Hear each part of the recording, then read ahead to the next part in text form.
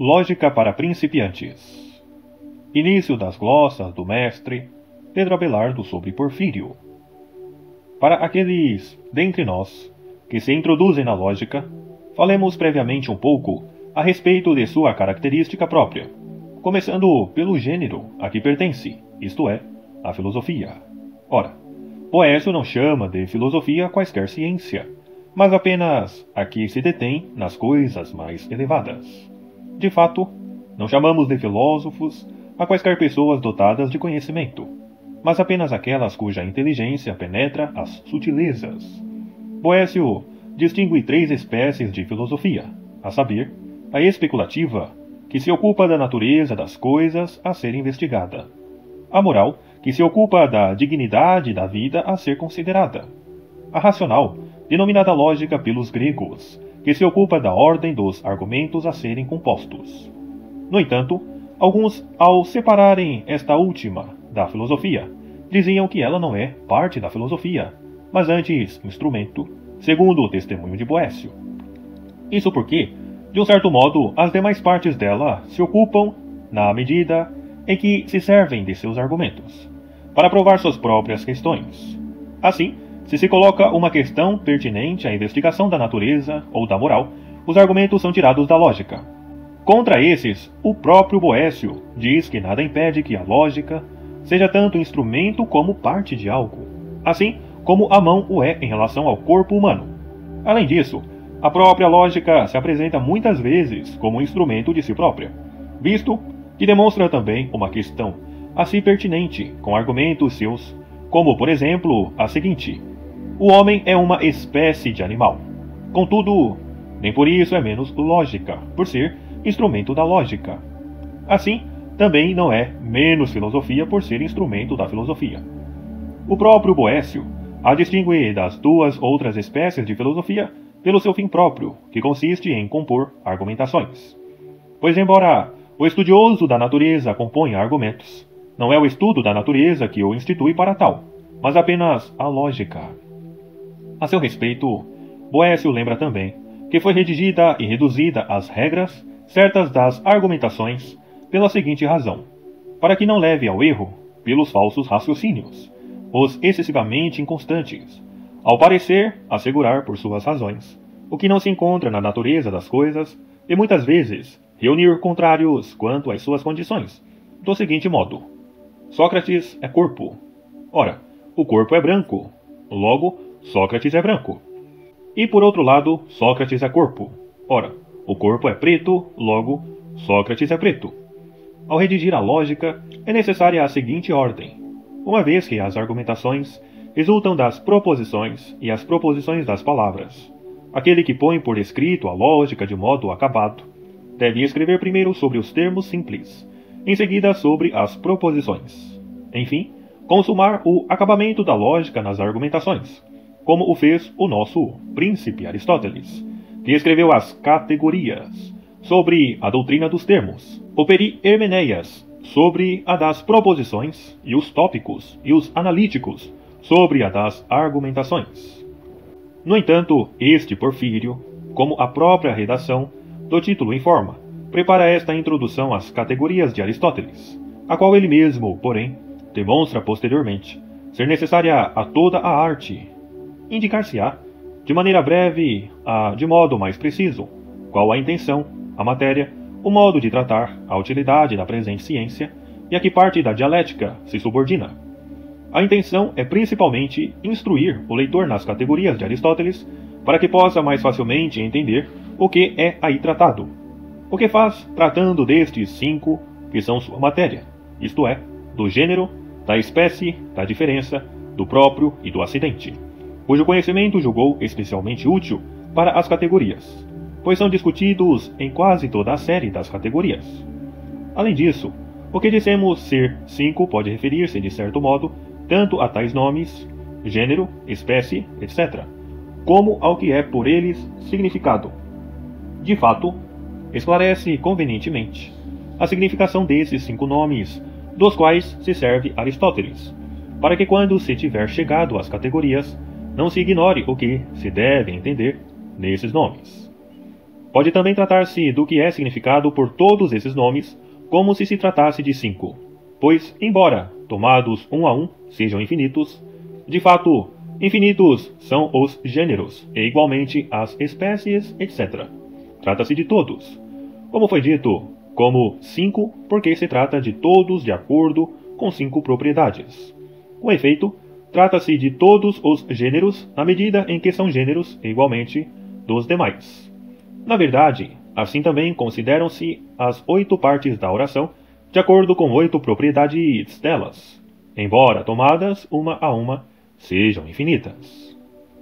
O modo de tratar é o seguinte: uma vez distinguidas primeiramente as naturezas de cada um nos seus diversos tratados, então, para maior conhecimento deles, passa ao que lhes é comum, igualmente às suas propriedades.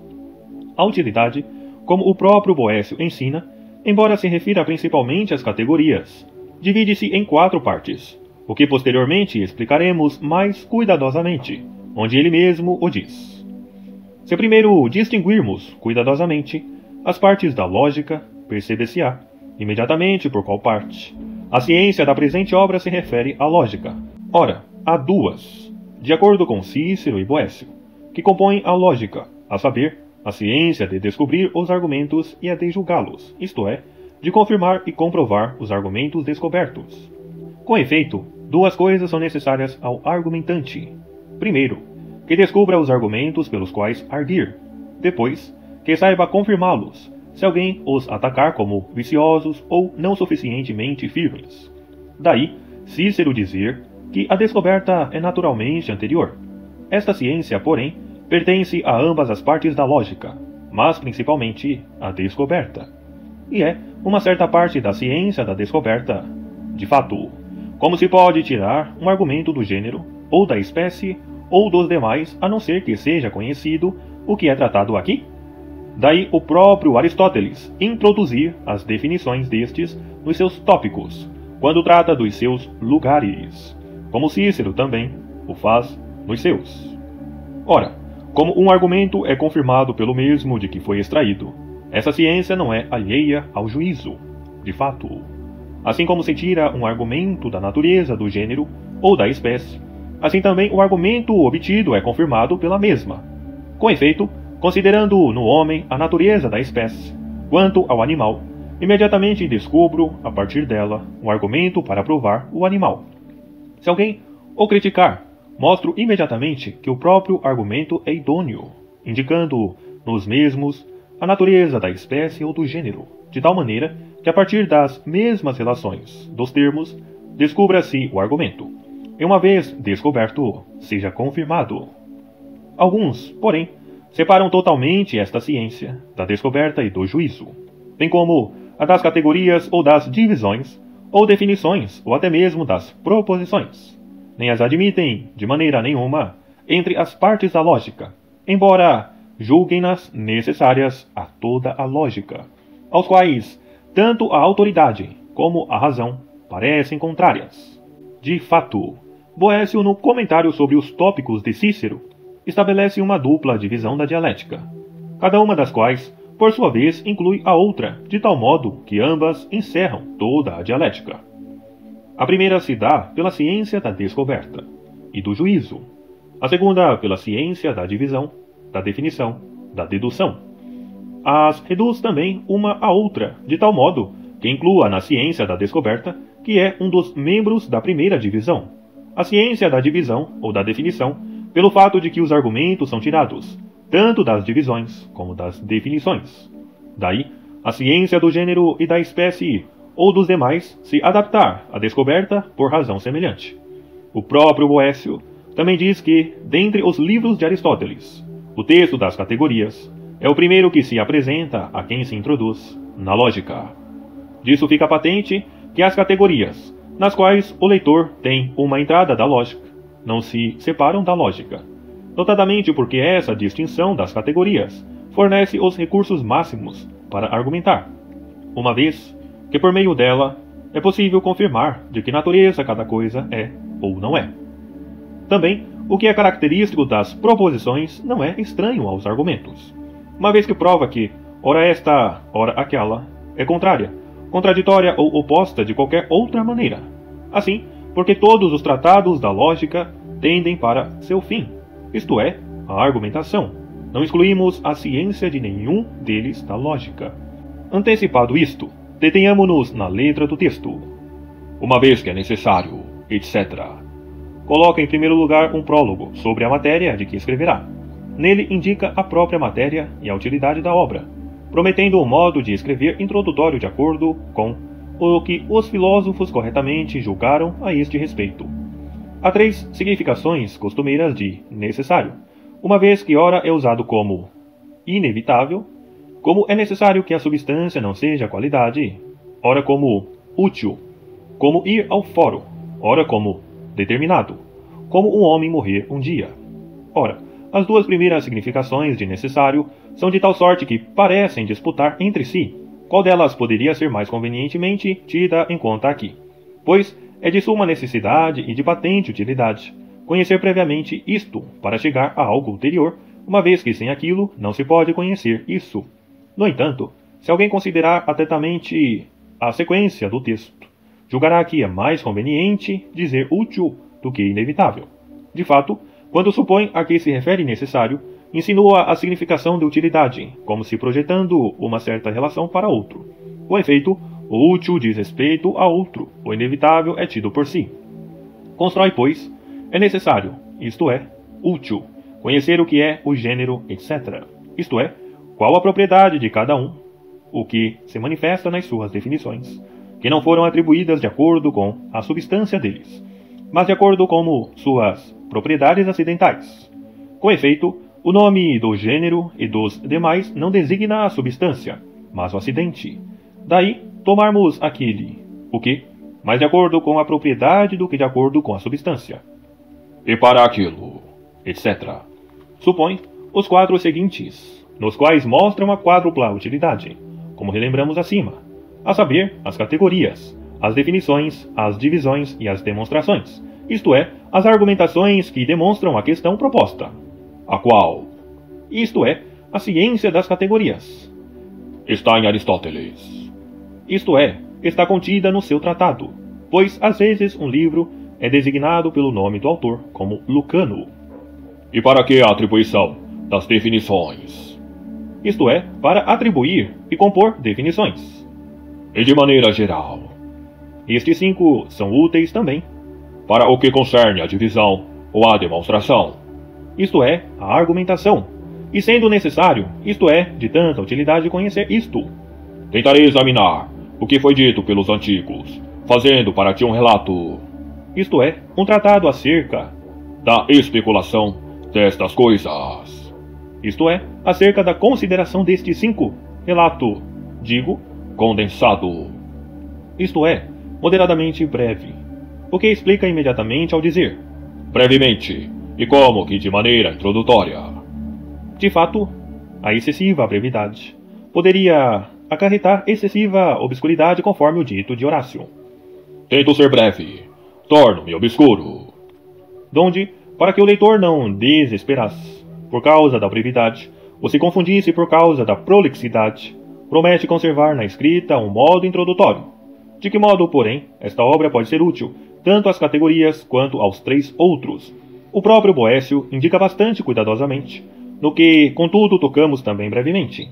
Mostremos, em primeiro lugar, de que modo cada um dos tratados destes 5 convém às categorias. O conhecimento do gênero concerne as categorias pelo fato de que aí Aristóteles estabelece os 10 gêneros supremos de tudo, nos quais inclui as infinitas significações dos nomes de todas as coisas, não se podendo saber de que modo são gêneros dos demais, a não ser que se anteponha o conhecimento dos gêneros. Também o conhecimento da espécie, sem o qual não pode haver conhecimento do gênero, não lhes é estranho, pois, sendo aquela e este relativos, tiram sua essência e seu conhecimento um do outro, donde também ser necessário que um seja definido pelo outro, como o atesta o próprio Porfírio. Também a diferença que, acrescentada ao gênero, perfaz a espécie, é necessária para o discernimento tanto da espécie como do gênero, posta como divisão deste. Ela própria desvenda sua significação que a espécie encerra. mas é ainda acrescentado por Aristóteles nas categorias, onde estão implicados estes três: o gênero, a espécie e a diferença, que sem o conhecimento prévio dos quais aquilo não pode ser entendido. Por exemplo, esta regra: o que pertence a gêneros diversos, etc. Também o conhecimento do próprio ajuda pelo fato que ele mesmo indica o que é próprio das categorias, como quando diz que é próprio da substância ser algo, visto ser una e idêntica numericamente, etc. Portanto, para que a natureza do próprio não fosse, então, ignorada, devia ser aqui explicada. Observe-se, no entanto, que Porfírio trata apenas dos próprios das espécies últimas, ao passo que Aristóteles investiga os próprios dos gêneros. Não obstante, a natureza daqueles próprios, também, é manifestada a partir da semelhança com estes, porque aqueles são denominados próprios dos gêneros do mesmo modo como estes os são das espécies. Quer dizer que competem a todo, somente e sempre. Mas quem duvidará do conhecimento do acidente para as categorias? Quanto é útil uma vez que encontra apenas acidentes em 9 categorias? Ademais, o próprio Aristóteles, frequente e cuidadosamente, investiga as propriedades do que está no sujeito, isto é, dos acidentes. A isso se refere, precipuamente, o tratado do acidente. O conhecimento do acidente é útil também para distinguir a diferença ou o próprio, pois estes não são perfeitamente conhecidos, se não se compreender a distinção daquele. Mostremos agora como os mesmos 5 são úteis para as definições. Há de fato uma definição substancial e uma descrição. A definição substancial compete apenas à espécie, incluindo o gênero e as diferenças. Por isso, tanto o tratado do gênero quanto o da diferença e o da espécie são úteis em vista dela. Por outro lado, a descrição é frequentemente derivada dos acidentes. Daí, o conhecimento do acidente ser útil principalmente em vista dela. O conhecimento do próprio é útil, de modo geral, para todas as definições que lhe são semelhantes pelo fato de que também elas são conversíveis com o definido. Estes 5 são também tão mais necessários para as divisões quanto sem o conhecimento deles. A divisão se faça muito mais por acaso do que deliberadamente, o que deve ser examinado em cada uma das divisões. Há, de um lado, 3 divisões de acordo com o por si, isto é, do gênero, do todo e da palavra, e de outro 3 de acordo com o acidente, isto é, quando se divide o acidente em sujeitos, ou os sujeitos em acidentes, ou os acidentes em acidentes. No entanto, a divisão, que é a divisão do gênero, faz-se, às vezes, em espécies, às vezes em diferenças colocadas no lugar das espécies, donde tanto o gênero quanto a espécie e a diferença serem adequados. Para isso, contribui também para distinguir a divisão do todo e da palavra, que ao serem feitas poderiam parecer divisão do gênero, a não ser que a natureza do gênero seja conhecida de antemão. Como isto, que todo gênero predica-se univocamente de cada uma das espécies, ao passo que o todo não se predica dos seus componentes um a um, nem uma palavra ambígua cabe univocamente às suas divisões. Por isso, são também muito úteis para a divisão da palavra equívoca, por serem úteis para as definições, dado que se conhece o que é equívoco ou não pelas definições. Também, o conhecimento do acidente é necessário para a divisão que se faz de acordo com o acidente, pelo qual ela é constituída. Os outros também são úteis para a sua própria distinção, pois do contrário, dividiríamos o gênero em espécies ou diferenças, assim como dividimos o acidente em sujeitos. O conhecimento desses 5 serve também, evidentemente, como recordamos antes, para descobrir argumentações ou para confirmar as já descobertas, pois tanto descobrimos argumentos como confirmamos os já descobertos, de acordo com a natureza do gênero e da espécie ou dos demais. No entanto, contra o fato de que Boécio, nesta passagem, chama estes 5 de sede dos silogismos. Parece que não admitimos lugares na construção perfeita dos silogismos, mas, certamente, a denominação específica foi utilizada impropriamente pelo gênero, usando silogismos em vez de argumentação. Do contrário, teria diminuído a utilidade se a orientasse apenas para o silogismo, e não para todas as argumentações em geral, que são igualmente denominadas demonstrações por Porfírio. Além disso, é possível atribuir também lugares às construções perfeitas dos silogismos, não que estes lhes pertençam por si mesmos, mas porque podem ser também aduzidos para evidenciá-los, por confirmarem os entimemas que deles derivam.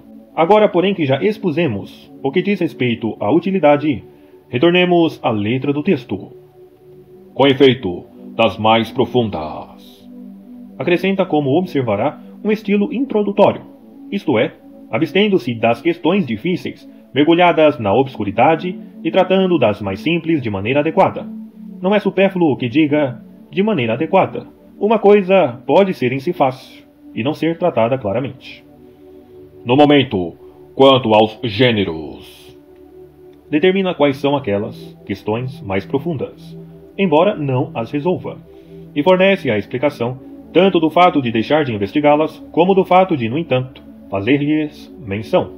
Assim, pois, não trata delas porque o leitor inexperiente não é capaz de investigá-las e compreendê-las. No entanto, menciona-as para não tornar o leitor negligente. De fato, se as silenciasse completamente, julgando o leitor não haver absolutamente nada mais a pesquisar a respeito delas, deixaria completamente de lado a sua pesquisa.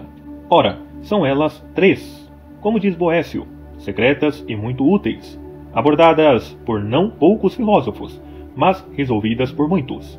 A primeira é a seguinte: será que os gêneros e as espécies subsistem ou estão postos nas isoladas? Como se dissesse, será que têm verdadeiro ser ou consistem apenas na opinião? A segunda é, caso se conceda que são verdadeiramente, será que são essências corporais ou incorporais? A terceira, será que são separados dos sensíveis ou colocados neles? De fato, há 2 espécies de incorpóreos, pois alguns podem permanecer na sua incorporeidade, a parte dos próprios sensíveis, como Deus e a alma. Outros, porém, não podem de modo nenhum ser a parte dos próprios sensíveis nos quais são, como a linha sem o corpo, que é seu sujeito. Percorre essas questões da seguinte maneira ao dizer: no momento, quanto aos gêneros e espécies, recusar-me-ei a dizer se subsistem, etc. Se os próprios subsistentes são corporais ou incorporais, e se eles próprios, sendo qualificados de incorporais, são separados dos sensíveis, etc., e relacionados com eles. Isso pode ser compreendido de diversas maneiras. Poderíamos considerar da seguinte maneira: como se dissesse, recusar-me-ei a falar a respeito das 3 questões supra-enunciadas, e algo distinto relacionado com elas, quer dizer, com essas 3 questões. Podem também ser feitas outras perguntas sobre os mesmos, e que são igualmente difíceis, assim como o é aquela a respeito de qual seja a causa comum da imposição dos nomes universais, quer dizer, aquela de acordo com a qual coisas diversas se reúnem, ou ainda aquela a respeito da intelecção dos nomes universais, pela qual nenhuma coisa parece ser concebida, nem parece que pela palavra universal se trate de alguma coisa, e muitas outras difíceis. Podemos também explicar da seguinte maneira o relacionado com elas, de modo a acrescentarmos uma 4ª questão, isto é, será que é necessário que tanto os gêneros como as espécies, enquanto são gêneros e espécies, tenham alguma coisa subordinada através da denominação, ou se destruídas as próprias coisas denominadas, questão universal poderia constar da significação da intelecção, como este nome rosa, quando não há nenhuma das rosas as quais é comum. Discutiremos cuidadosamente a respeito de tais questões posteriormente. Agora, porém, prossigamos na letra do prólogo. Nota que, quando diz no momento, isto é, no presente tratado, insinua de certo modo que o leitor espere que essas questões devam ser resolvidas em outro lugar. Muitíssimo profundo. Acrescenta a causa pela qual se abstém aqui dessas questões, quer dizer, porque delas tratar é muitíssimo profundo no tocante ao leitor, que não pode chegar até elas, o que ele determina imediatamente, necessitando de uma pesquisa maior.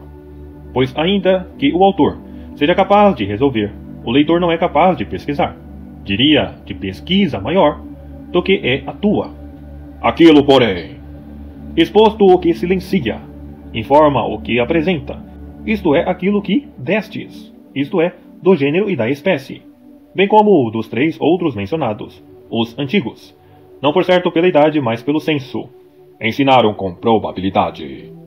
isto é, com verossimilhança naquilo em que todos concordaram, e não houve nenhuma discordância, pois ao solucionar as supracitadas questões, que julgavam de um modo e outros de outro, daí Boécio lembrar que Aristóteles admite que os gêneros e as espécies subsistem apenas nos sensíveis, são porém inteligidos fora deles. Platão, no entanto, admite que eles não só são inteligidos fora dos sensíveis, mas também que eles são fora dos sensíveis. E destes, denomino antigos no sentido mais perfeito, os peripatéticos. Isto é, uma parte destes antigos. Chama, no entanto, de peripatéticos os dialéticos, ou quaisquer argumentadores. Nota também que o que cabe aos prólogos pode ser assinalado neste. De fato, Boécio diz o seguinte no comentário aos Tópicos de Cícero: todo prólogo que tenha a intenção de preparar o ouvinte, como se diz na retórica, ou capta a benevolência, ou desperta a atenção, ou produz a docilidade. É preciso, pois, que uma dessas três, ou várias simultaneamente, esteja presente em todo o prólogo. Ora, duas podem ser assinaladas neste, a saber, a docilidade no lugar em que apresenta de antemão a matéria, que são aqueles 5, e a atenção no lugar em que, a partir da quádrupla utilidade, recomenda o tratado daquilo que os antigos elaboraram para o ensino destes 5, ou no lugar em que promete um procedimento introdutório. A benevolência, porém, não é aqui necessária, onde não há ciência detestável para quem pede o tratado dela por Porfírio. Voltemos, porém, agora às supracitadas questões, como prometemos, para investigá-las com todo o cuidado e para resolvê-las.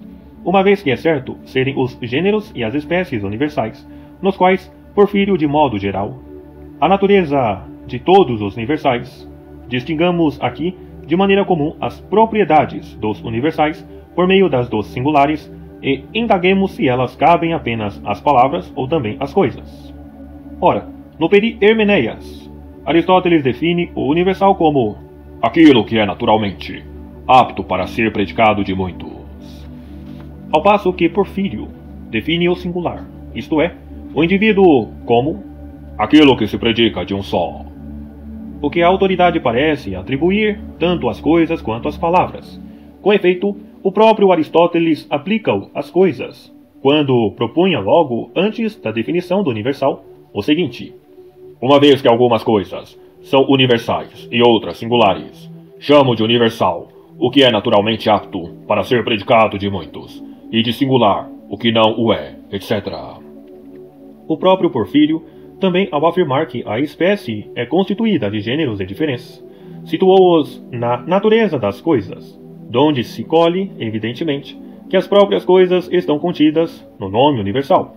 Mas os nomes também são chamados de universais, daí a afirmação de Aristóteles: o gênero determina a qualidade, quanto à substância, pois ele significa como algo é.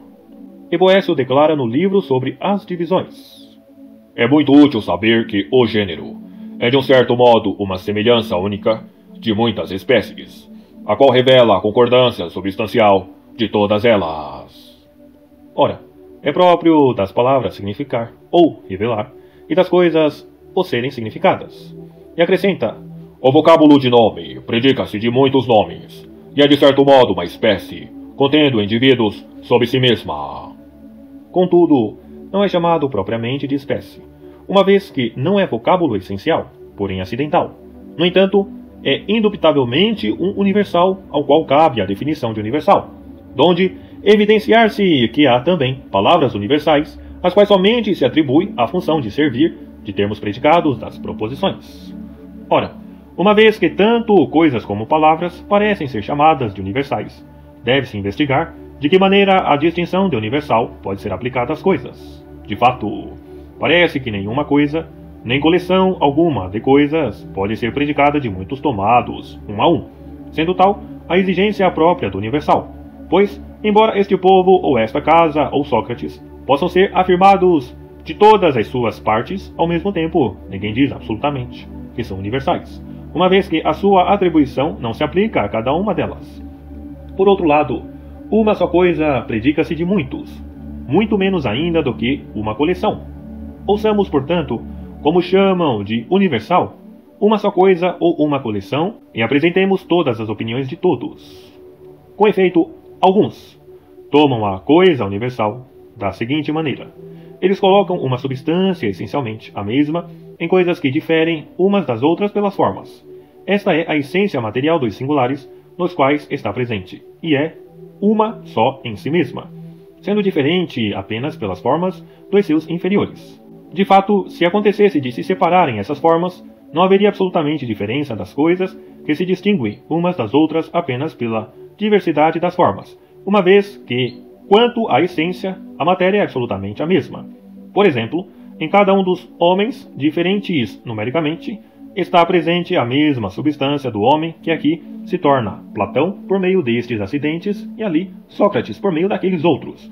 Com esses Porfírio parece concordar plenamente ao dizer: pela participação da espécie, muitos homens são um só, mas nos particulares o único e comum é muitos.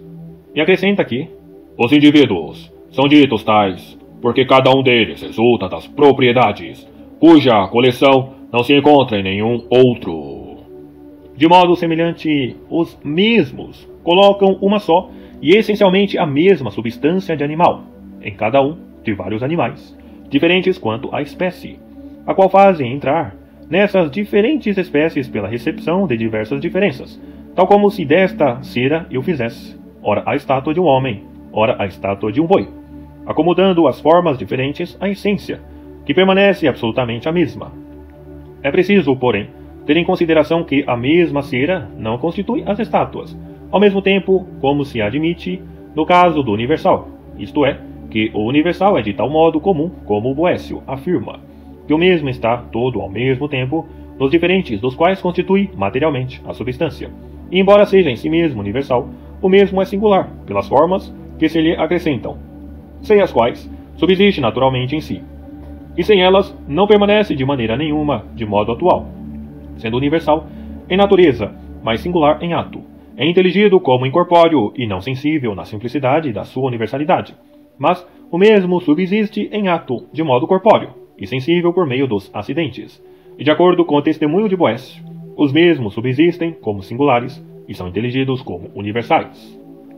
E esta é uma de duas sentenças, ainda que as autoridades pareçam concordar muito com ela. A física se lhe opõe de todos os modos. Com efeito, se essencialmente o mesmo, embora marcado por diversas formas, existe nos singulares, é necessário que a substância que é afetada por essas formas seja aqui marcada por aquelas, de tal modo que o animal formado pela racionalidade é o animal formado pela irracionalidade, e assim o animal racional é o animal irracional, e desse modo os contrários estariam presentes simultaneamente no mesmo, ou melhor, já não seriam de modo algum contrários, quando se encontram ao mesmo tempo em absolutamente a mesma essência, assim como nem a brancura nem a pretidão seriam contrárias, se ocorressem simultaneamente nesta coisa, ainda que a própria coisa fosse branca por uma razão e preta por outra, assim como é branca por uma causa e dura por outra, isto é, por causa da brancura e da dureza. De fato, nem mesmo os contrários, por motivo distinto, podem inerir simultaneamente no mesmo, como os relativos e muitos outros. Donde Aristóteles, ao tratar da relação, provar que o grande e o pequeno, que ele mostra estarem presentes simultaneamente no mesmo sob diversos aspectos. No entanto, pelo fato de estarem presentes simultaneamente no mesmo, não são contrários. Mas, dir-se-á, talvez, de acordo com aquela sentença, que daí não se segue que racionalidade e irracionalidade são menos contrárias por serem assim descobertas no mesmo, isto é, no mesmo gênero ou na mesma espécie, a menos que se subsistem no mesmo indivíduo, o que também assim se demonstra. Racionalidade e irracionalidade estão verdadeiramente no mesmo indivíduo, já que estão em Sócrates, mas que estejam ao mesmo tempo em Sócrates. Prova-se por isso que estão ao mesmo tempo em Sócrates e num asno. Ora, Sócrates e o asno são Sócrates. Na verdade, Sócrates e o asno são Sócrates porque Sócrates é Sócrates e o asno porque, de fato, Sócrates é Sócrates e Sócrates é o asno. Que Sócrates seja o asno, assim se demonstra, de acordo com aquela sentença. Tudo o que está em Sócrates distinto das formas de Sócrates é o que está no asno distinto das formas do asno. Ora, Tudo que está no asno, distinto das formas do asno, é o asno. Tudo que está em Sócrates, distinto das formas de Sócrates, é o asno. Mas, se é isto, uma vez que o próprio Sócrates é aquilo que é distinto das formas de Sócrates, então o próprio Sócrates é o asno. Que, porém, seja verdade o que admitimos acima, isto é, que tudo que está no asno, distinto das formas do asno, é o asno. Patenteiam-se, por isso, que nem as formas do asno são o asno, uma vez que os acidentes seriam substância. Nem a matéria, justamente, com as formas do asno, são o asno. Pois então seria necessário admitir que corpo e não corpo são corpo. Há alguns que, procurando uma escapatória, criticam apenas as palavras desta proposição. O animal racional é o animal irracional, mas não a sentença, dizendo que ele é tanto um quanto o outro, mas que isso não é expresso apropriadamente por essas palavras. O animal racional é o animal irracional, uma vez que a coisa, ainda que seja a mesma, é chamada racional por uma razão e irracional por outra, isto é, por causa de formas opostas. Mas, certamente, não há oposição entre as formas que simultaneamente lhes aderissem de modo absoluto, e por isso não se criticam essas proposições. O animal racional é o animal mortal, ou o animal branco é o animal que anda. Porque ele não é mortal pelo fato de ser racional, nem ele anda pelo fato de ser branco. Mas tomam-se as duas como absolutamente verdadeiras, porque o mesmo animal tem ambas as formas simultaneamente, ainda que por razões diferentes. Se assim não fora, confessariam que nenhum animal é homem, uma vez que nada é homem pelo fato de ser animal.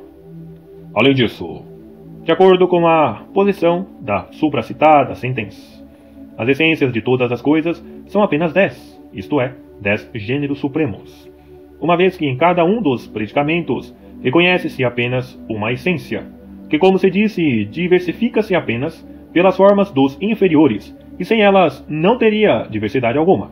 Por conseguinte, assim como todas as substâncias são absolutamente o mesmo, assim também todas as qualidades, quantidades, etc.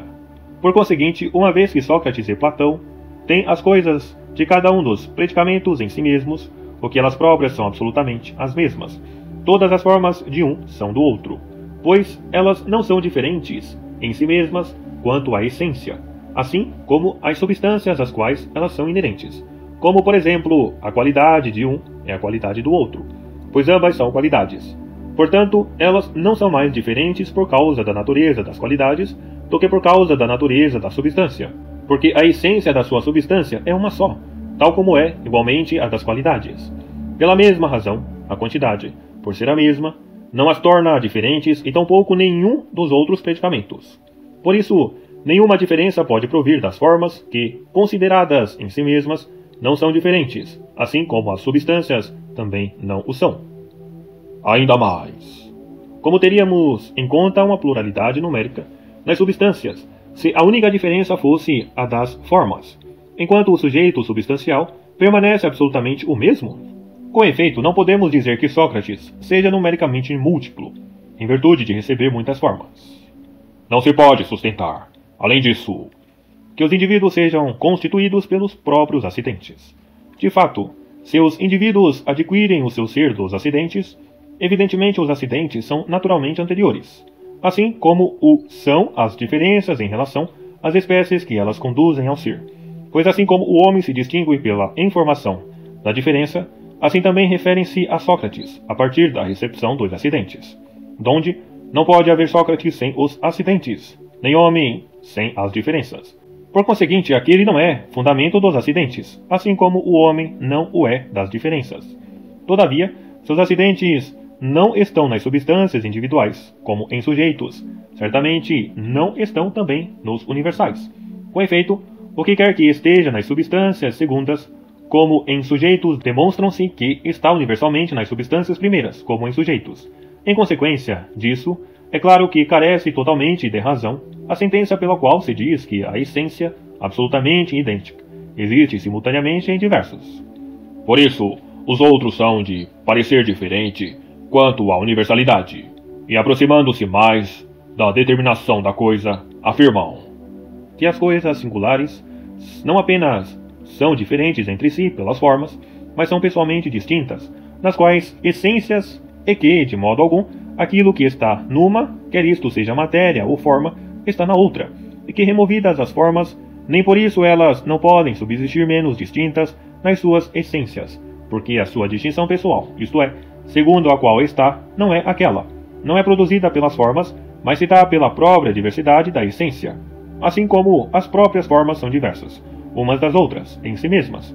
De outra sorte, a diversidade das formas multiplicar-se-ia ao infinito, de tal modo que seria necessário supor outras formas para diversificar as demais. Porfírio notou tal diferença entre o mais geral e o mais especial, ao dizer: ademais, a espécie não se tornaria jamais o mais geral, nem o gênero mais especial. O que equivale a dizer, a diferença entre elas é que a essência de uma não é a essência de outra. Assim também a distinção dos predicamentos é determinada, não por algumas formas que a realizam, mas pela diversificação da própria essência. Mas, como admitem serem todas as coisas tão diversas, umas das outras, de tal modo que nenhuma delas participa, com a outra, nem da mesma matéria essencialmente, nem da mesma forma essencialmente, conservando ainda, todavia, o universal das coisas, denominam idêntico, não por certo essencialmente, mas indiferentemente, o que é distinto, tal como afirmam que todos os homens distintos em si mesmos são o mesmo no homem, isto é, não diferem na natureza da humanidade. Desse modo, eles denominam universais, conforme a indiferença e o acordo da semelhança, aqueles mesmos que chamam de singulares, segundo a distinção.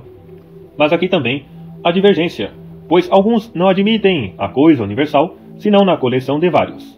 De maneira alguma chamam Sócrates e Platão, por si mesmo, de uma espécie, mas denominam a todos os homens, reunidos simultaneamente, aquela espécie que é o homem, e todos os animais, tomados simultaneamente aquele gênero que é o animal, e assim por diante. Parece concordar com eles a seguinte passagem de Boécio: não se deve julgar que a espécie seja outra coisa, senão o pensamento da semelhança substancial dos indivíduos, coligada, e o gênero da semelhança das espécies, coligada. De fato, como diz da semelhança coligida, sugere algo reunindo vários. Se assim não fora, não teria, de modo algum, na coisa universal, a predicação a vários ou a continência de muitos, e os universais não seriam menos numerosos que os singulares. Há, porém, outros que denominam espécie, não apenas os homens reunidos, mas também cada um deles, enquanto são homens. E, ao afirmarem que a coisa que é Sócrates predica-se de muitos, tomam-no em sentido figurado, como se dissessem: muitos são o mesmo que ele, isto é, combinam com ele ou ele próprio combina com muitos.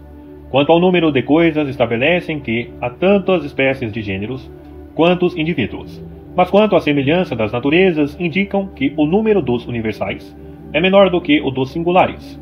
De certo, todos os homens, tanto em si mesmos, são muitos, por força da diferença pessoal. Um só, em razão da semelhança da humanidade, e quanto à diferença e à semelhança, são julgados ser diversos de si mesmo, tal como Sócrates, enquanto é homem, distingue-se de si mesmo enquanto é Sócrates. De outra forma, o mesmo não poderia ser ou seu gênero ou espécie, a não ser que tivesse alguma diferença de si para consigo, uma vez que os relativos devem ser opostos pelo menos sob algum aspecto.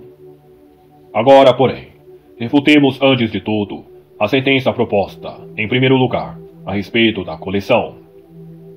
Investiguemos como toda a coleção dos homens, considerada ao mesmo tempo, denominada uma espécie, tenha de ser predicada de muitos para que seja universal, embora ela inteira não seja afirmada de cada um. Mas, se for concedido que é predicada de diversos por parte, isto é, na medida em que cada uma de suas partes se adapta a si mesma, isso nada tem a ver com a comunidade do universal, onde deve estar inteiro em cada um, segundo a afirmação de Boécio. E nisso distingue-se daquele comum, que é comum pelas suas partes, assim como um campo cujas diversas partes são de vários. Além disso, desse modo, Sócrates também seria predicado de muitos, conforme as diferentes partes, de tal modo que ele próprio seria um universal. Ainda mais, seria preciso chamar de universal vários homens quaisquer, tomados simultaneamente, e a definição de universal ou também de espécie adaptar-se-ia igualmente a eles, de tal forma que a coleção inteira dos homens incluiria muitas pessoas. Do mesmo modo, denominaríamos qualquer coleção de corpos e de espíritos uma substância universal, de maneira que, sendo a coleção inteira das substâncias um gênero generalíssimo, retirada qualquer uma delas enquanto as outras permanecessem, teríamos muitos gêneros generalíssimos nas substâncias. Mas talvez se dirá que nenhuma coleção incluída num gênero generalíssimo é gênero generalíssimo. Todavia, eu ainda rebato tal argumento. Pois se a coleção restante, uma vez separada das substâncias, não constitui um gênero generalíssimo, embora permaneça uma substância universal, então é necessário que ela seja uma espécie da substância, e tenha uma espécie que lhe seja equivalente sob o mesmo gênero. Mas qual lhe pode ser oposta, uma vez que ou a espécie da substância está contida inteiramente nela, ou partilha os mesmos indivíduos com ela, como por exemplo, animal racional, animal mortal? Ademais, todo o universal é naturalmente anterior aos seus próprios indivíduos. Ora, uma coleção do que quer que seja é um todo integral em relação a cada um daqueles de que se constitui e é naturalmente posterior àqueles de que é composta. Além disso, Boécio estabelece nas divisões que a diferença entre o todo integral e o universal é que a parte não é o mesmo que o todo, mas a espécie é sempre o mesmo que o gênero. Todavia, de modo a coleção inteira dos homens poderia ser a multidão dos animais? Resta agora, por outro lado, combatermos aqueles que chamam de universal a cada um dos indivíduos, na medida em que combinam com outros, e concedem que os mesmos são predicados de muitos, não na medida em que muitos são essencialmente aqueles, mas porque muitos combinam com eles. Ora, se ser predicado de muitos é o mesmo que combinar com muitos, como dizemos que o indivíduo é predicado de um só, uma vez que nada há que combine com apenas uma coisa? Como também se dá a diferença entre o universal e o singular pelo fato de algo ser predicado de muitos, já que absolutamente da mesma maneira que o homem combina com muitos, Sócrates também combina? Certamente, o homem, na medida em que é homem, e Sócrates, na medida em que é homem, combinam com os outros, mas nem o homem, na medida em que é Sócrates, nem Sócrates, na medida em que é Sócrates, combinam com os outros. Por conseguinte, aquilo que o homem tem, Sócrates também tem, e do mesmo modo. Além disso, uma vez que se concede que o homem que está em Sócrates e o próprio Sócrates são absolutamente a mesma coisa, não há diferença alguma deste para aquele. Com efeito, nenhuma coisa é, ao mesmo tempo, diversa de si própria, porque o que quer que ela tenha em si mesma, ela o tem também absolutamente de mesmo modo. Donde, sendo Sócrates branco e gramático, embora tenha coisas diversas em si mesmo, não é diferente de si próprio por essas, uma vez que ele tem as mesmas duas absolutamente do mesmo modo. De fato, não é gramático de um modo diferente de si mesmo, ou branco de um outro modo. Assim, como o branco não é algo distinto de si, e tampouco gramático. Como se pode entender, outros sim, o disseram que Sócrates combina com Platão no homem, uma vez que é certo que todos os homens diferem uns dos outros, tanto pela matéria quanto pela forma. De fato, se Sócrates combina com Platão numa coisa que é homem, mas nenhuma coisa é homem, a não ser o próprio Sócrates ou um outro, é necessário que ele combine com Platão, ou em si mesmo ou em um outro. Em si mesmo, porém, ele é antes diferente dele. Quanto a um outro, é também assente, pois nem ele próprio é um outro.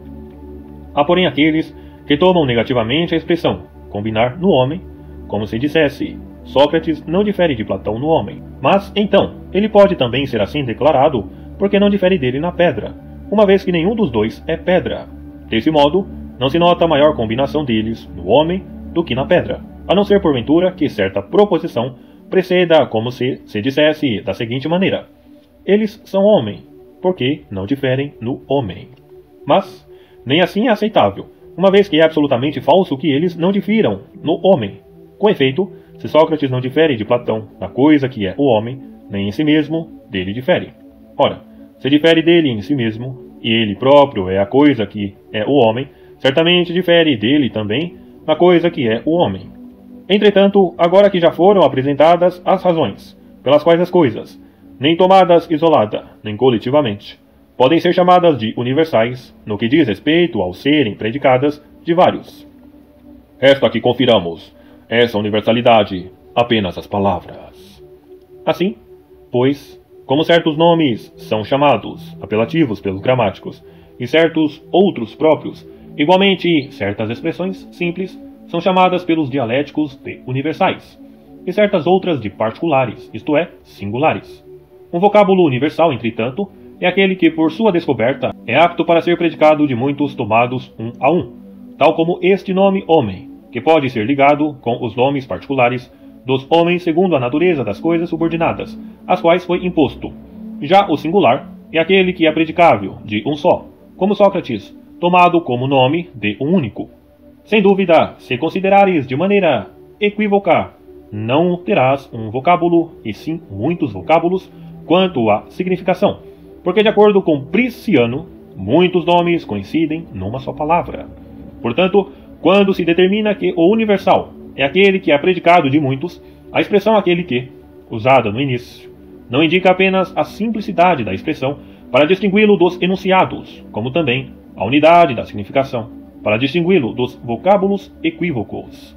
Ora, uma vez que foi mostrado o que se passa na definição do universal por força da expressão inicial, aquele que, consideremos cuidadosamente as duas outras expressões que seguem, isto é, ser predicado e de muitos.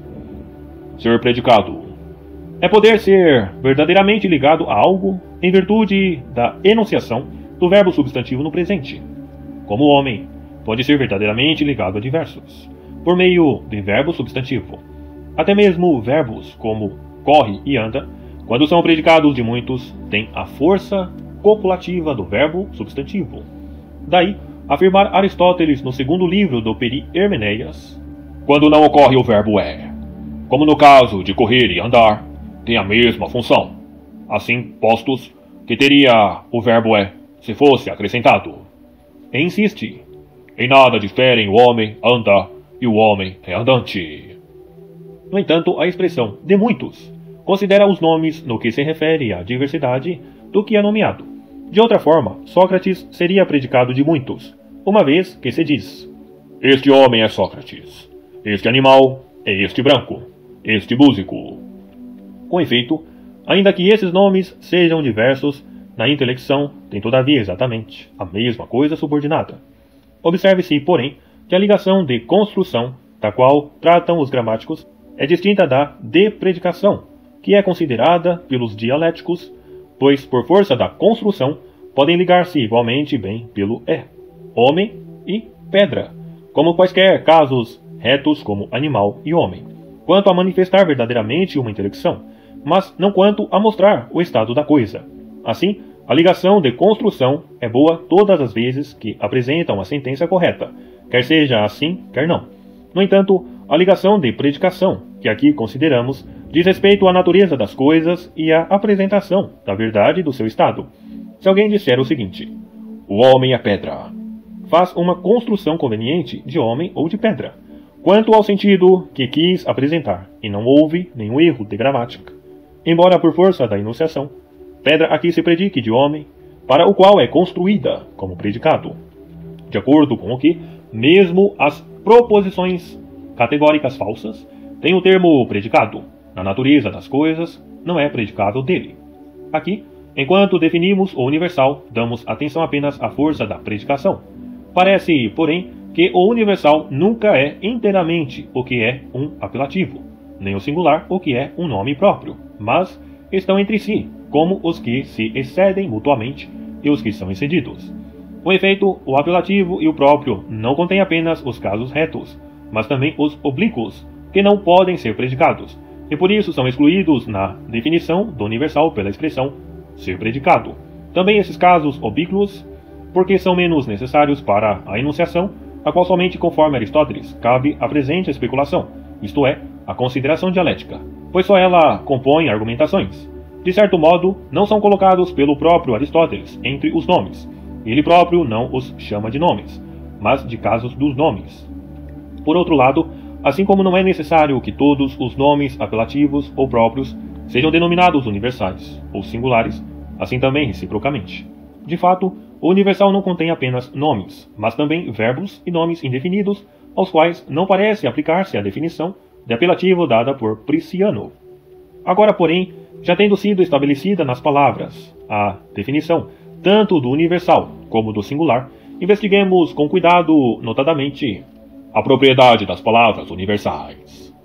Levantaram-se questões a propósito dessas palavras universais, porque se duvidava sobretudo de sua significação, uma vez que parecem não ter qualquer coisa subordinada nem fixar uma intelecção válida de algo. De fato, os nomes universais pareciam não se impor a coisa alguma, pois todas as coisas subsistiriam distintas em si mesmas, e como foi mostrado, não se reuniriam em coisa alguma, podendo os nomes universais ser impostos de acordo com a reunião em tal coisa. Por conseguinte, como é certo que os universais não se impõem às coisas de acordo com a diferença da sua distinção, pois de certo já não seriam comuns, mas singulares, nem poderiam, por outro lado, nomeá-las, enquanto se reúnem em alguma coisa, pois não há coisa alguma na qual se reúnam. Os universais parecem não recolher significação alguma das coisas, particularmente por não fixarem nenhuma intelecção de alguma coisa. Por isso, Boécio afirma nas divisões que esta palavra homem provoca dúvida da intelecção, pois uma vez ouvida, a inteligência do ouvinte é arrebatada por muitas flutuações e é levada a erros.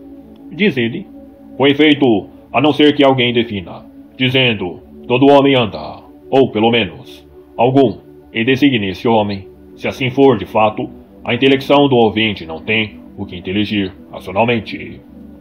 Com efeito, uma vez que o homem foi imposto a cada um deles pela mesma causa, a saber, porque são animais racionais, mortais, a própria comunidade da imposição é para ele um impedimento para que alguém possa ser inteligido nele, como ao contrário. Neste nome Sócrates, a própria pessoa, se um só homem é inteligida, daí ser denominada singular. No entanto, no nome comum que é homem, nem o próprio Sócrates, nem outro, nem a coleção inteira dos homens é racionalmente inteligida por força da palavra, nem também, como querem alguns. É o próprio Sócrates, enquanto é homem, identificado por esse nome. Por certo, ainda que apenas Sócrates esteja sentado nesta casa, e só por causa dele, a proposição, o homem está sentado nesta casa, seja verdadeira, de modo algum pelo nome de homem. O sujeito é transposto para Sócrates, nem enquanto ele próprio também é homem, de outra sorte. Inteliger-se-ia racionalmente, a partir dessa proposição, que o estar sentado é inerente a ele, de tal modo que se poderia inferir do fato de que um homem está sentado nesta casa, que Sócrates está sentado nela. Da mesma maneira, nenhum outro pode ser inteligido neste nome, homem, nem sequer a coleção inteira dos homens, já que a proposição só pode ser verdadeira de um só homem. Desse modo, parece que tanto homem como qualquer outro vocábulo universal não significa coisa alguma, uma vez que não fixa a intelecção de coisa alguma. Nem parece que possa haver intelecção que não tenha uma coisa subordinada que conceba. Daí, a afirmação de Boécio no seu comentário.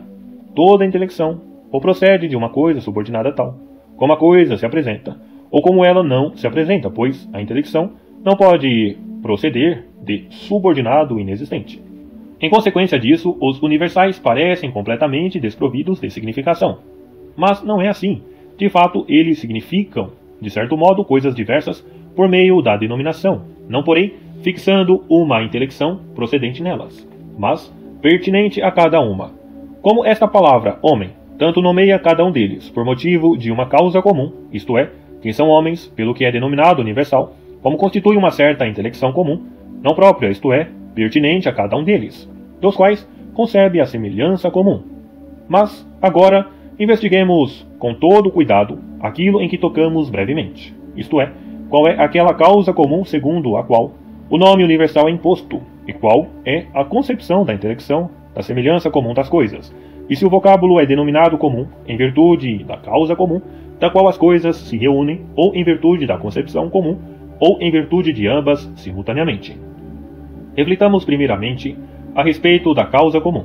Cada um dos homens, distintos uns dos outros, embora difiram tanto pelas próprias essências quanto pelas formas, como lembramos acima, ao investigarmos a física da coisa, se reúnem nisto que são homens. Não digo no homem, já que nenhuma coisa é homem exceto uma coisa distinta, mas no ser homem. Ora, ser homem não é homem ou coisa alguma, se o considerarmos com mais cuidado. Assim, Como não estar num sujeito não é alguma coisa, como também não o é não ser suscetível de contrariedade, ou não ser suscetível de mais ou menos. No que, todavia, Aristóteles diz que todas as substâncias se reúnem.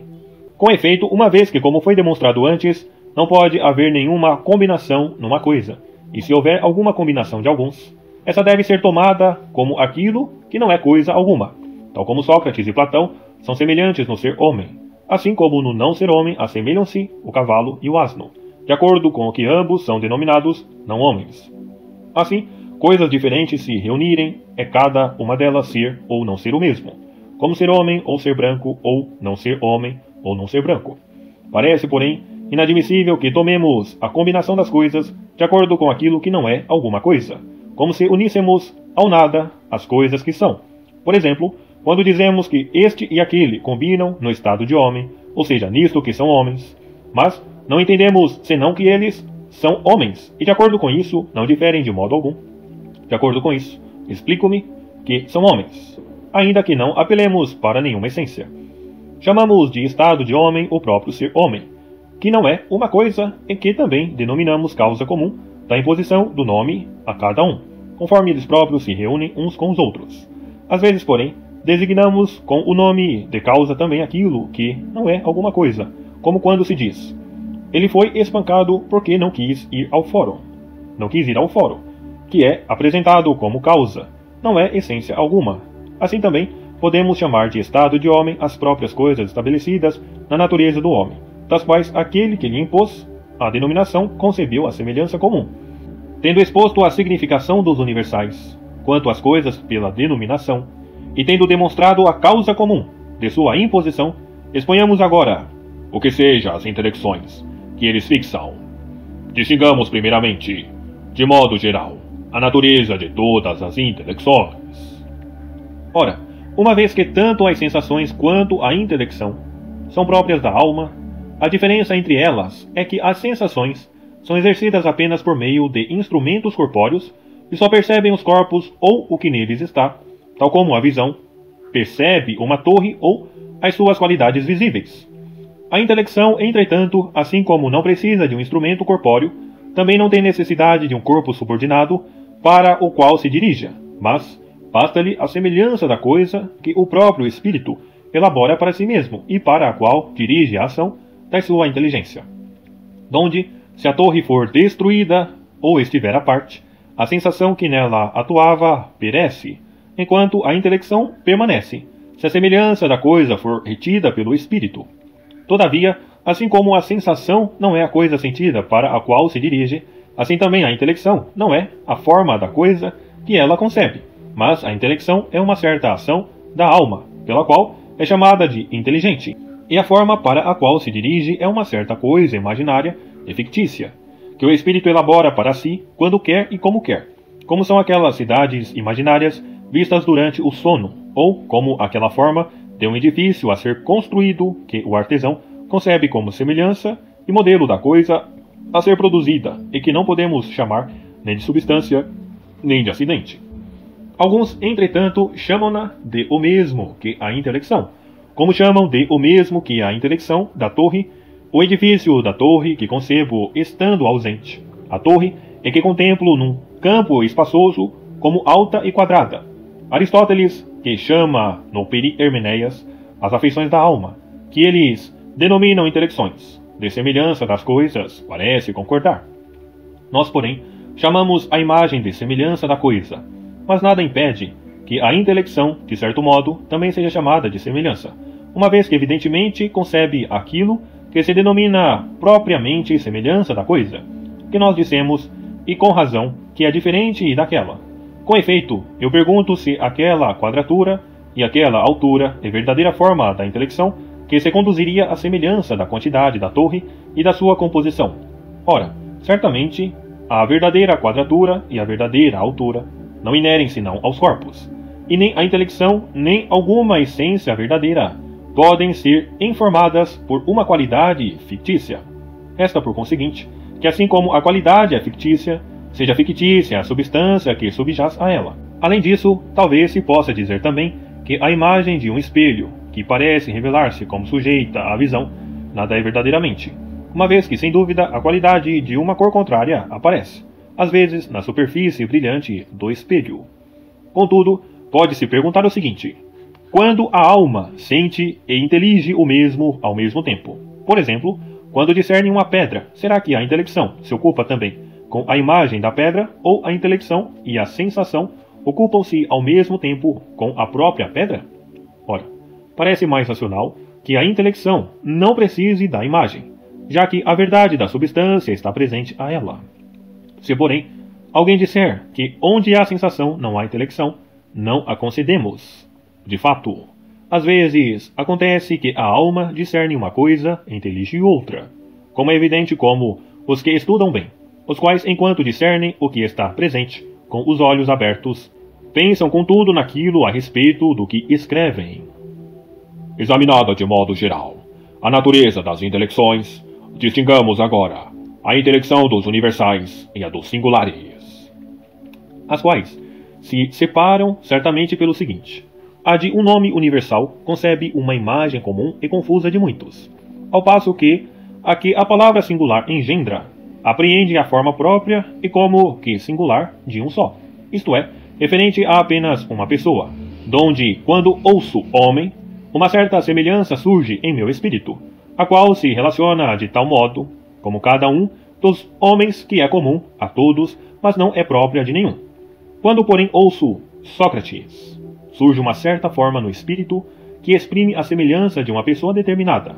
Daí, por meio desse vocábulo, Sócrates, que introduz no espírito a forma própria de um único, uma coisa é certificada e determinada, ao passo que por homem, cuja inteligência se baseia na forma comum de todos, a própria comunidade leva à confusão, de modo que não inteligimos de qual se trata dentre todos. Por conseguinte, disse que homem não significa diretamente nem Sócrates, nem qualquer outro homem, já que nenhum é certificado por força do nome, ainda que ele nomeia cada um deles. Ao contrário, Sócrates, ou qualquer nome singular, pode não só nomear, mas também determinar a coisa que lhe é subordinada. Mas, uma vez que dissemos antes que, segundo Boécio, toda a intelecção tem uma coisa subordinada, pergunta-se como isso se aplica às intelecções dos universais.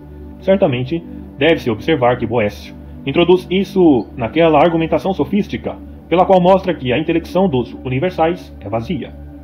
Daí, nada obstar, senão assevera isso de verdade. Por conseguinte, evitando a falsidade, comprova as razões de outros. Podemos também chamar de coisa subordinada a intelecção, quer a verdadeira substância da coisa, como quando ela está presente ao mesmo tempo que a sensação, quer a forma concebida de uma coisa qualquer, isto é, na ausência da coisa, seja essa forma, como dissemos, comum, seja própria. Digo comum quanto à semelhança de muitos que ela retém, embora, por outro lado, seja considerada em si como uma coisa una. Assim, pois, para mostrar a natureza de todos os leões, pode-se fazer uma pintura representando o que não é próprio de nenhum deles. Ao contrário, uma outra que pode ser ajustada para distinguir qualquer um deles e que revele algo próprio dele, como se for pintado cocheando, mutilado ou ferido pela seta de Hércules. Portanto, assim como se pinta uma figura comum das coisas e outra singular, assim também concebe-se uma comum e outra própria. Entretanto, quanto a esta forma para a qual se dirige a intelecção, divida-se de modo nada absurdo se o nome também a significa, o que parece ser confirmado tanto pela autoridade quanto pela razão. Com efeito, no primeiro livro das Construções, Prisciano, depois de haver mostrado a imposição comum dos universais aos indivíduos, parece ter-lhes acrescentado uma outra significação, isto é, a respeito da forma comum, dizendo: aquilo pelo que os gêneros ou as espécies das coisas da natureza são mostrados também, pode ser próprio às formas gerais e especiais, das quais que estão constituídas inteligivelmente na mente divina antes que se apresentassem nos corpos. Trata-se nesse passo que Deus, como de um artesão a ponto de construir alguma coisa, que concebe de antemão, em sua alma, a forma exemplar da coisa a ser constituída, a semelhança da qual trabalharia, e, quando uma coisa verdadeira é construída à sua semelhança, então se diz que ela se manifesta no corpo. Todavia, essa concepção comum é convenientemente atribuída a Deus, mas não ao homem, porque aquelas obras são estados gerais ou especiais da natureza e não do artífice, tal como o homem, a alma ou a pedra são obras de Deus, ao passo que uma casa ou uma espada são obras do homem. Donde estas, casa e espada, não serem obras da natureza como aquelas, nem as suas denominações serem de substância, mas de acidente, e por isso não são nem gêneros, nem espécies últimas. Daí também, tais concepções, por abstração, serem convenientemente atribuídas à mente divina, mas não à humana, porque os homens que conhecem as coisas apenas pelas sensações, raramente ou nunca se elevam a uma simples inteligência desse tipo, e o caráter sensível exterior dos acidentes impede-os de conceber de modo puro as naturezas das coisas. Deus, porém, a quem todas as coisas que criou são patentes por si mesmas, e que as concebeu antes que fossem, distinguem cada um dos estados em si mesmo, e a sensação não é empecilho para aquele que é o único a possuir uma verdadeira inteligência. Daí, ocorrer que os homens, naquilo que não tocaram pelas sensações, têm mais opinião do que inteligência, o que aprendemos pela própria experiência. Assim, pensando a respeito de uma cidade que não vimos, descobrimos ao chegarmos a ela que a imaginamos diferente do que é. Assim também, creio que temos mais opinião a respeito das formas intrínsecas que não chegam até as sensações, tais como a racionalidade, a moralidade, a paternidade e o estar sentado.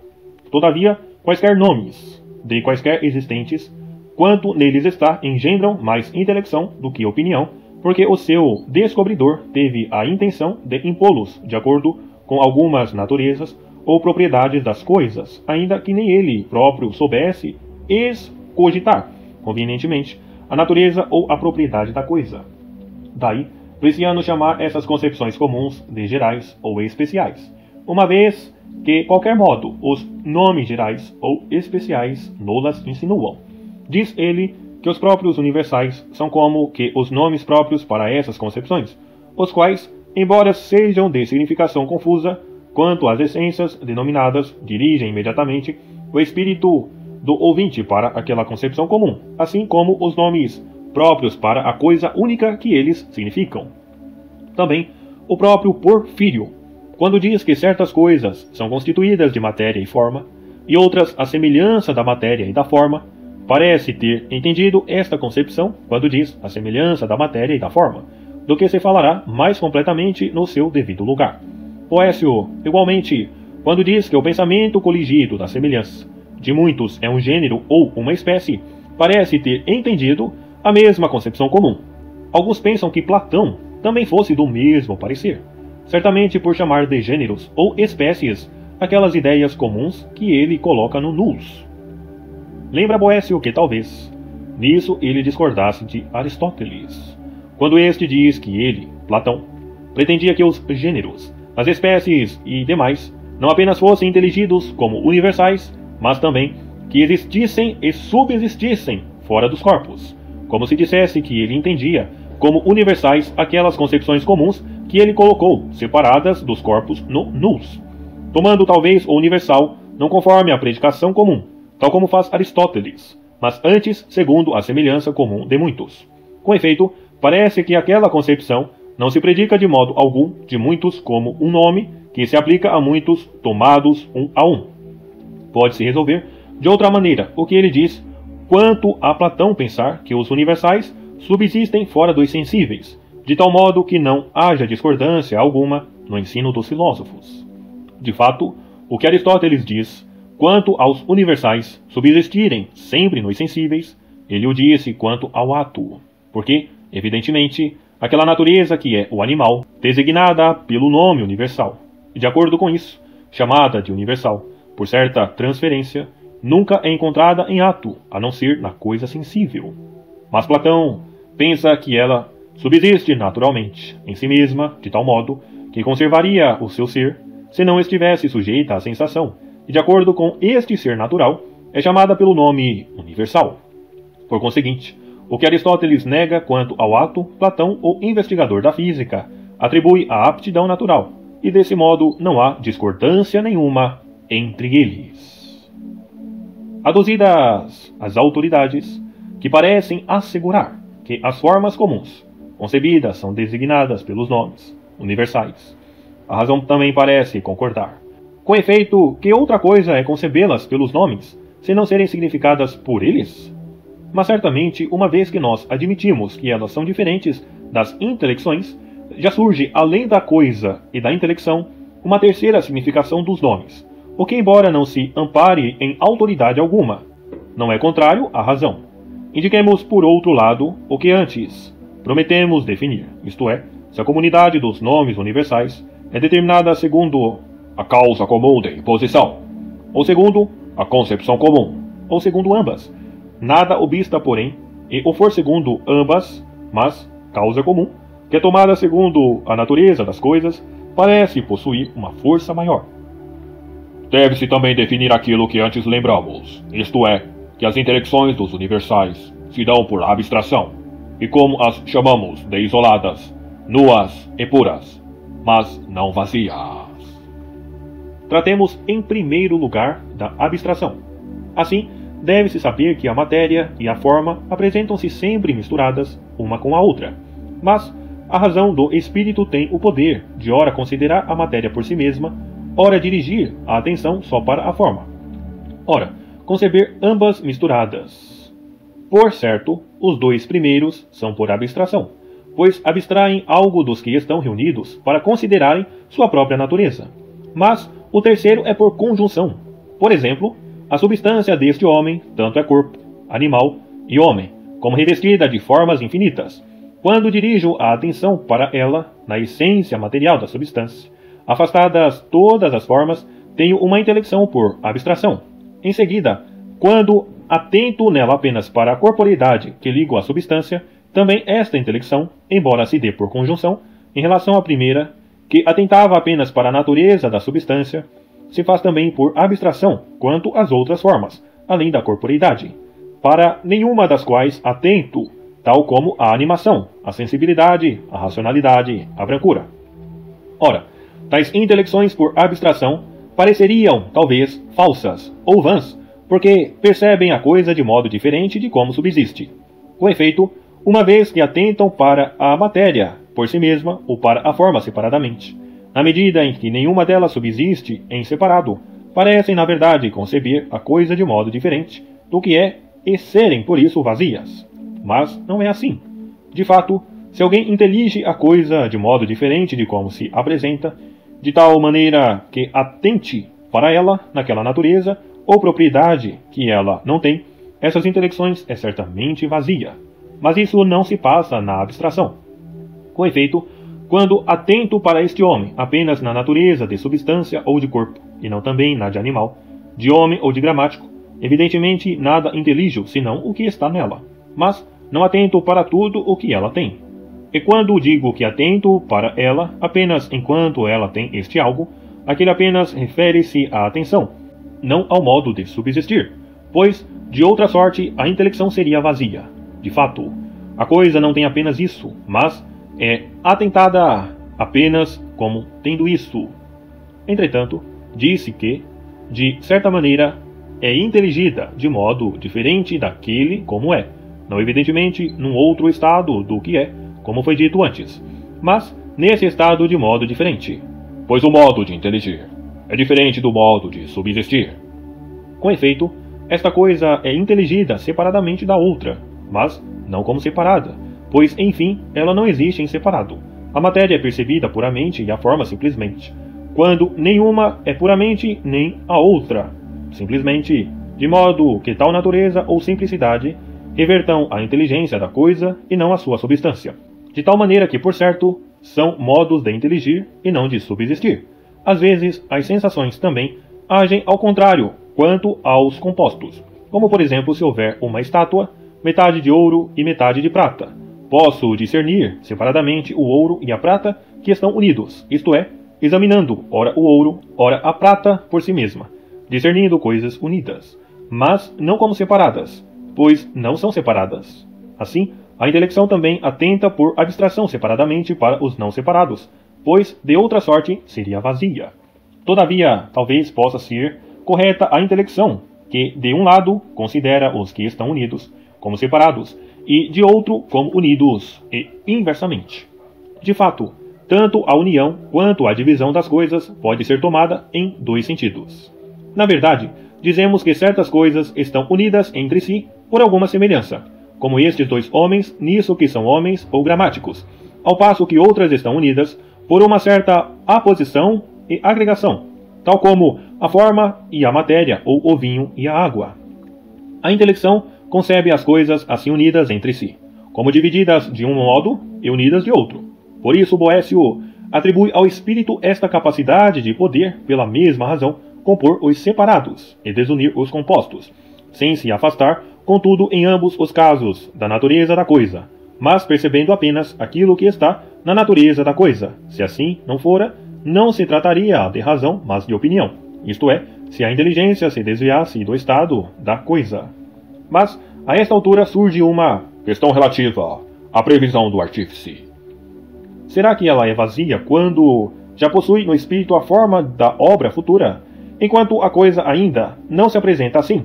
Se admitirmos isso, seremos forçados a dizer que também é vazia a previsão que Deus teve antes da criação das suas obras.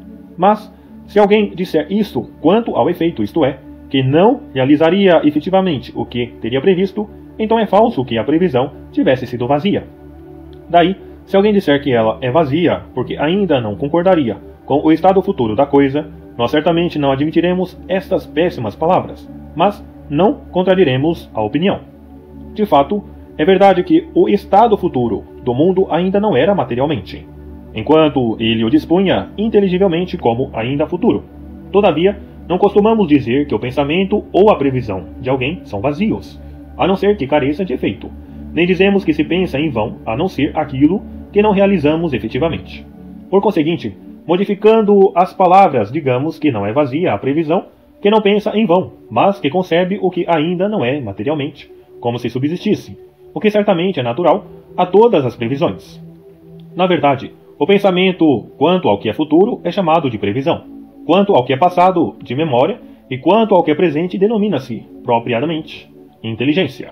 Entretanto, se alguém disser que aquele que pensa, ao prever, a respeito de um estado futuro, como se fosse a respeito de algo já existente, se engana.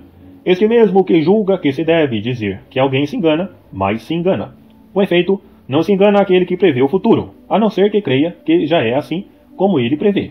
De fato, a concepção de uma coisa não existente não leva alguém a se enganar, mas sim a fé que lhe é prestada. Na verdade, embora eu pense num corvo racional, sem acreditar em tal, não me engano. Assim também aquele que prevê, porque aquilo que pensa como já existente, não julga que exista deste modo, mas o pensa como presente, da maneira como o coloca como presente no futuro. Certamente, toda a concepção do espírito é como se fosse a respeito do presente. Assim, se eu considerar Sócrates como uma criança que foi, ou como um velho que será, junto a ele como que de modo presente, a meninice ou a velhice, porque atento para ele, no presente, quanto a uma propriedade passada ou futura. Todavia, ninguém diz que tal memória é vazia, porque atenta no passado, o que concebe como presente.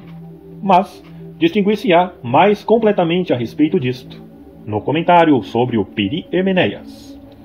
Essa questão, no que diz respeito a Deus, é ainda mais bem resolvida se tomada como se referindo à sua substância, que, sendo a única imutável e simples, não se altera pelas concepções das coisas ou por outras formas, pois ainda que o costume da linguagem humana presuma falar do Criador, como que das criaturas, como por exemplo ao dizer que ele é presciente ou inteligente, nada porém, de diverso dele mesmo deve inteligir-se, ou pode ser nele, por exemplo, nem a intelecção nem outra forma.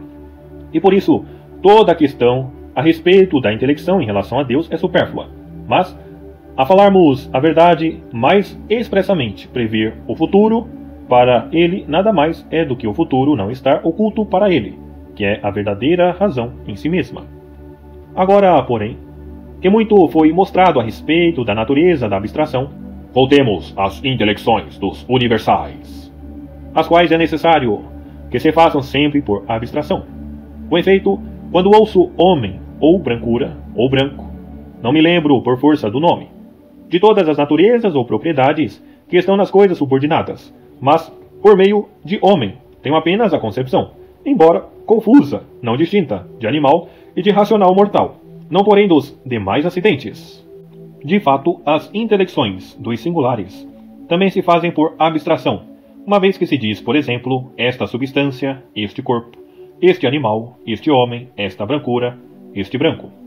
Na verdade, por meio de este homem, atento apenas para a natureza do homem, mas referida a um certo sujeito, ao passo que por meio de homem, atento para aquela mesma natureza simplesmente, em si mesma, não referida a qualquer dos homens. Portanto, a intelecção dos universais é com razão denominada isolada, nua e pura, isolada sem dúvida das sensações, porque não percebe a coisa como sensível, nua quanto à abstração de todas ou de algumas formas, e completamente pura quanto à distinção, porque nenhuma coisa, quer seja matéria, quer seja forma, é certificada nela, razão pela qual chamamos antes uma concepção desse tipo de confusa. Posto o que precede, passemos, portanto, à resolução das questões propostas por Porfírio a respeito dos gêneros e das espécies. O que já podemos fazer facilmente, já que foi revelada a natureza de todos os universais. Assim, a primeira dessas questões era se os gêneros e as espécies subsistem, isto é, significam algo verdadeiramente existente ou se estão postos apenas na intelecção, etc. Isto é, se estão colocados numa opinião vazia sem a coisa, tal como esses nomes de quimera e ricorservo, que não engendram uma inteligência sadia. A isso é preciso responder que, na verdade, significam, pela denominação, coisas verdadeiramente existentes, isto é, as mesmas que os nomes singulares, e que de modo algum estão colocadas numa opinião vazia. Contudo, de certa maneira, consistem, como ficou estabelecido, numa intelecção isolada, nua e pura.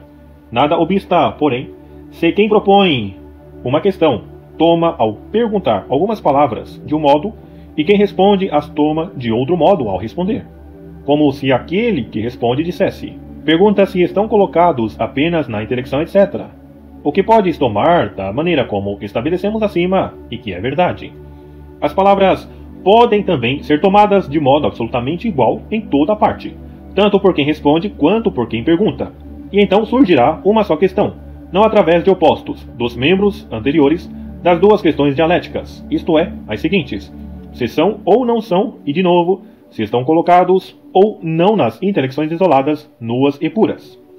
O mesmo pode ser dito quanto à segunda, que é a seguinte: se os subsistentes são corporais ou incorporais, isto é, uma vez que se concede que significam subsistentes, que significam aqueles subsistentes que são corporais ou os que são incorporais. Certamente, como diz Boécio, tudo o que é, ou é corpóreo ou incorpóreo, quer tomemos tais nomes por corpo substancial ou não corpo, quer por aquilo que pode ser percebido por um sentido corpóreo, tal como o homem, a madeira, a brancura, ou não pode, como a alma, a justiça. Corpóreo pode também ser tomado por separado, como se perguntasse assim: uma vez que significam subsistentes, será que os significam separados ou não separados? Com efeito, quem investiga bem a verdade da coisa não atenta apenas para o que pode ser dito verdadeiramente, mas para tudo o que pode ser opinado, donde, ainda que seja certo que alguém, que nada subsiste, exceto o que é separado, uma vez que poderia haver a opinião de que houvesse algo de outro, não sem razão questiona-se também a esse respeito. E de fato, esta última acepção de corpóreo parece corresponder mais à pergunta, de tal modo que se pergunte sobre o que é separado ou não separado. Mas talvez, quando Boécio diz que tudo o que é, ou é corpóreo ou incorpóreo, o incorpóreo parece ser supérfluo, já que nenhum existente é incorpóreo, isto é, não separado. Nem o que é introduzido quanto à ordem das questões parece valer o que quer que seja, a não ser, porventura, nisto que, assim como corpóreo e incorpóreo dividem os subsistentes na outra significação, assim também parece que nesta, como se aquele que pergunta dissesse assim: vejo que dos existentes, uns se dizem corporais e outros incorporais. Quais destes dizemos que são os que são significados pelos universais? A ele se responde: de um certo modo os corporais, isto é, separados na sua essência, e os incorporais quanto à designação do nome universal, porque não os denominam separada e determinadamente, mas confusamente, como o ensinamos acima suficientemente. Daí também os próprios nomes universais serem chamados corpóreos, quanto à natureza das coisas, incorpóreos quanto ao modo de significação, porque, embora denominem o que é separado, não o denominam separada e determinadamente. A terceira questão a saber: se encontram nos sensíveis, etc., decorre de se conceder que são incorpóreos, porque, de fato, o incorpóreo tomado de um certo modo divide-se por ser e não ser não sensível.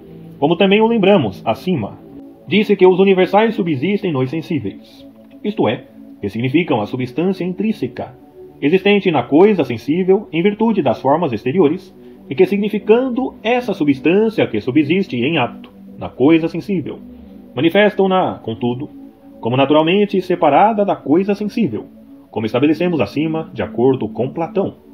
Por isso, Boécio afirma que os gêneros e as espécies inteligem-se, mas não são, a parte dos sensíveis, evidentemente porque as coisas dos gêneros e das espécies, quanto à sua natureza, são tidas em atenção racionalmente em si, a parte de toda a sensibilidade, porque poderiam verdadeiramente subsistir em si mesmas, uma vez que as formas exteriores pelas quais chegam as sensações tenham sido removidas, pois concedemos que todos os gêneros ou espécies encontram-se nas coisas sensíveis. Mas, porque sua intelecção era sempre chamada de isolada da sensação, eles não pareciam de modo algum estar nas coisas sensíveis. Por isso, perguntava-se com razão se poderiam alguma vez estar nos sensíveis, e responde-se quanto a certos deles que estão, mas de tal maneira que, como foi dito, permanece naturalmente a parte da sensibilidade. Podemos, entretanto, tomar na segunda questão corpóreo e incorpóreo por sensível e não sensível, a fim de que a ordem das questões seja mais adequada. E uma vez que se dizia que a intelecção dos universais é isolada da sensação, como se afirmou, indagou-se corretamente se seriam sensíveis ou não sensíveis. E como se respondesse que alguns deles são sensíveis quanto à natureza das coisas, mas que os mesmos são não sensíveis quanto ao modo de significar. Isto é, porque não designam as coisas sensíveis que denominam do modo como são sentidas, quer dizer, como separadas, nem a sensação as detectar pela manifestação deles.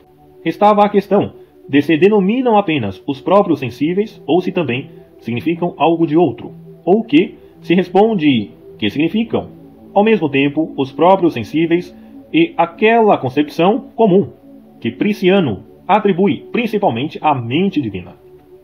E relacionados com eles, com relação ao que nós entendemos aqui como a quarta questão, como lembramos acima, a solução é esta, que nós, de modo algum, admitimos que haja nomes universais, quando, tendo sido destruídas as suas coisas, eles já não são predicáveis de vários, porquanto nem são comuns a quaisquer coisas, como o nome da rosa, quando já não perduram mais rosas, o qual, entretanto, ainda é então significativo em virtude da intelecção, embora careça de denominação, pois de outra sorte não haveria a proposição, não há nenhuma rosa. Era, porém, natural que surgissem questões a respeito das palavras universais e não das singulares, porque não havia tal dúvida quanto à significação das singulares. Com efeito, o seu modo de significar estava bem de acordo com o estado das coisas, as quais, assim como são em si separadas, assim são significadas por eles separadamente, e a intelecção deles apreende uma coisa determinada, o que não cabe aos universais. Além disso, uma vez que os universais não significam as coisas enquanto separadas, não pareciam também significá-las unidas, já que não há nenhuma coisa na qual se unam, como também ensinamos acima. Assim, uma vez que havia tanta dúvida quanto aos universais, Porfírio resolveu tratar apenas dos universais, excluindo os singulares da sua intenção, por como que serem bastante claros em si mesmos, ainda que deles trate incidentalmente por causa daqueles. Deve-se notar, porém, que, embora a definição do universal ou do gênero ou da espécie inclua apenas palavras, esses nomes são frequentemente transpostos para as suas coisas, como quando se diz que a espécie consta do gênero e da diferença, isto é, a coisa da espécie e da coisa do gênero. De fato, quando se explica a natureza das palavras, quanto à significação, ora se trata das palavras, ora das coisas, e frequentemente os nomes daquelas são transpostos para estas e reciprocamente. Daí, principalmente, o tratamento ambíguo, tanto da lógica quanto da gramática, ter induzido em erro, pelas transferências dos nomes. Muitos que não distinguem bem a propriedade da imposição dos nomes ou o abuso da transferência. Especialmente Boécio nos seus comentários faz essa confusão pelas transferências e particularmente quanto à investigação dessas questões, de tal forma que certamente o que ele denomina os gêneros e as espécies parece abandonar o que é correto. Percorremos, pois, suas questões brevemente e apliquemo-nos, como convém, à referida doutrina. Aqui, na investigação das questões, a fim de resolver melhor o problema, perturba-o primeiramente por meio de algumas questões e argumentos sofísticos para nos ensinar, pouco depois, a nos desembaraçar deles, e faz a proposta inadmissível de que se deve negligenciar todo cuidado em investigação a respeito dos gêneros e das espécies, como se dissesse que, evidentemente, os vocábulos gêneros e espécies não podem ser ditos aquilo que parecem, seja quanto à significação das coisas, seja quanto à intelecção.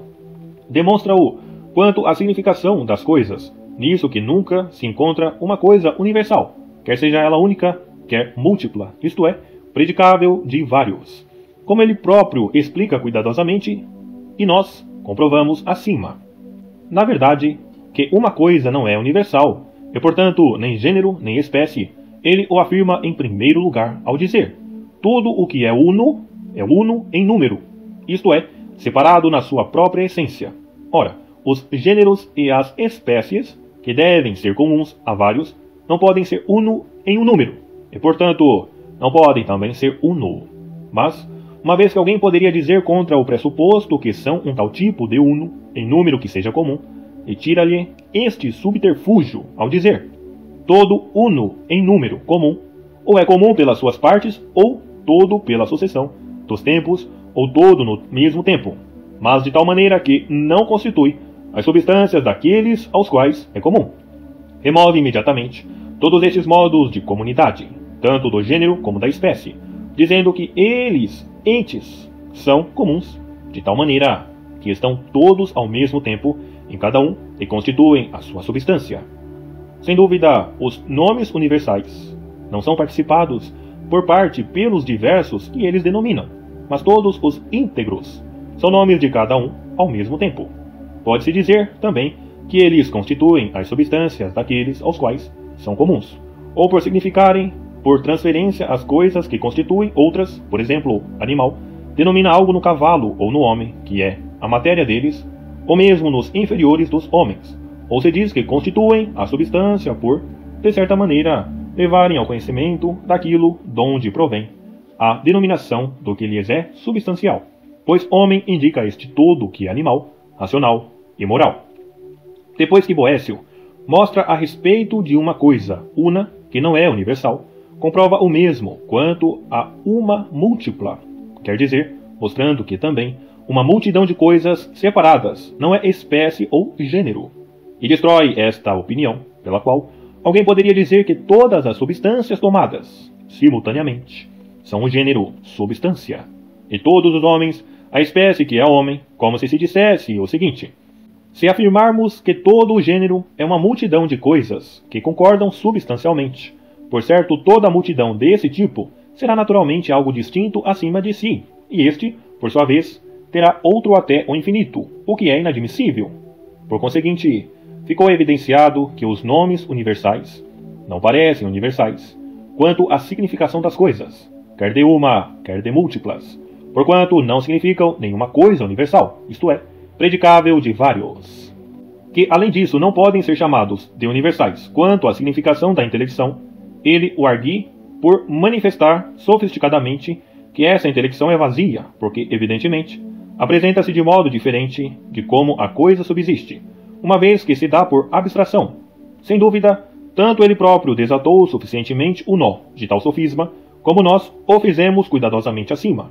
Não julgou, porém, que a outra parte da argumentação, pela qual mostra que nenhuma coisa é universal, precisasse de apreciação, porque ela não era sofística.